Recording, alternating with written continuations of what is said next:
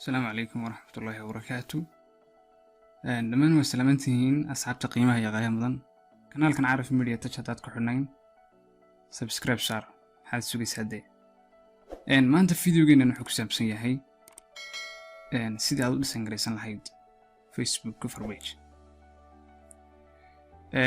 Facebook cover page inta badan waxyaabaha ugu muhiimsan social media loo isticmaalo. Facebook cover page uu aad iyo aad buu muhiim yahay markaad doonayso inaad dhisan garaysato. Markaas waxaan u baahanahay marka ugu horeysa inaanu size-kiisa ogaano Facebook cover page. Size-ka saxda ah ee uu qaato Facebook cover page waxa weeye 981 pixel times 363. marka haddii aynu Photoshop-kana soo furano aynu file tagno kadibna new inahno halkan waxaan ku qoraynaa halkan pixel baan soo dhiganaa kadibna waxaan qoraynaa 981 times baan leenahay 363 363 halkan waxa u daysanaysaa resolution-ka 300-ka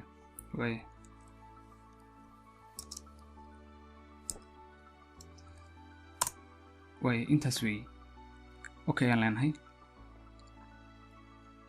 waxaan isticmaalaynaa shape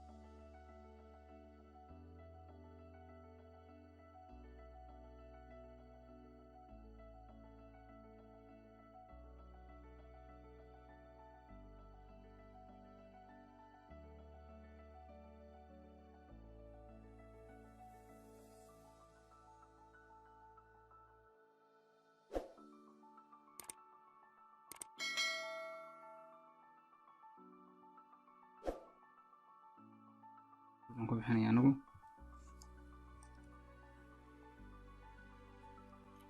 xaggan noo dulmari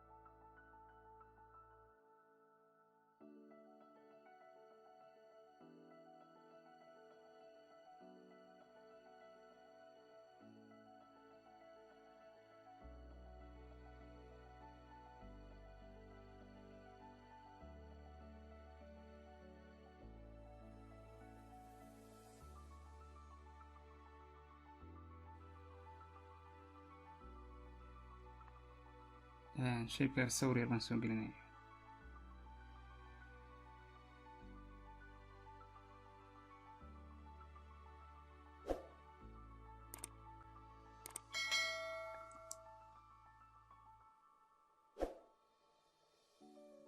waxaad soo qabanaysaa shift iyo alta kadibna waad yaraynaysaa. alright way focus please. way right click ayaan leenahay create clamp mask. way waxaan u samaynayaa stroke ayaan shape u samaynayaa kadibna halkan ayaan rakaysiinayaa stroke.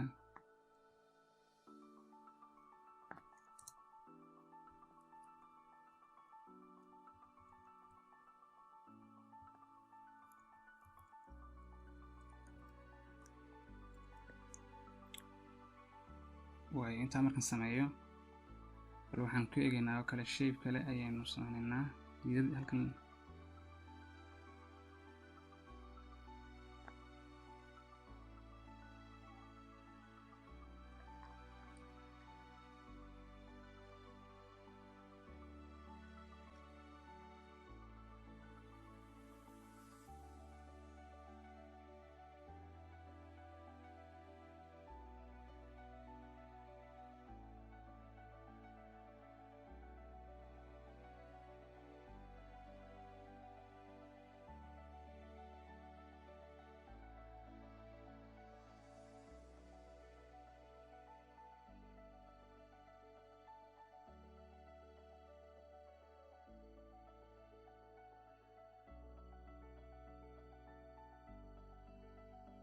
intaan mid kale casharkan la mid ah aan ku kulmin doono. subscribe videogan, like iyo share. Assalaamu calaykum waraxmatullaahi